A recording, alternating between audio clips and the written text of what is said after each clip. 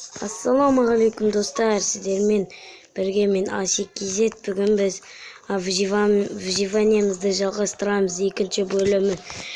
Келесі бөлімін мен 62 лайктан кейін шығарып боламын. Қазір күте тұрыңыздар. Достар, мені мен үйімді көргілеріңіз келсе, қазірден бастап стопқа қойып, лайк басып, арнаға тіркеліп отырамыз. Тағы подписаться деген қызыл кнопка болады. Соны басып қойсаңыздар, сосын колокольчик сат, соны басып қойсаңыздар, сіздерге менен видео шыққанда бірден келетін болады.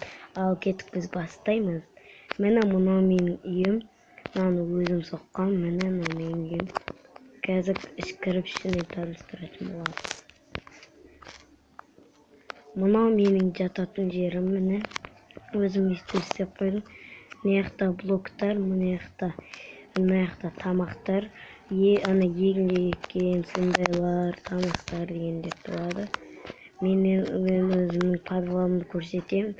Әлгі бірінші бөлімде айтқан болатын подвал соғам деп. Мені осы мен соққан подвалым булыжниктен шықты. Булыжниктен соғам деп жоспарлаған болатын. Мына жақта осы заттар ғана бар екен. Қазір біз далаға шығайық. Тоқта, мынау менің нем.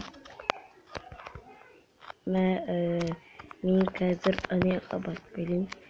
Қазір мен сіздерге немді көрсетейін. Міне менің фирмам мынау. Менің фирмам міне осындай болып шыққан. Міне менің фирмам алдында аны су жақта еді. Қазір ауыстырып тастағанымды күте тұрмыз.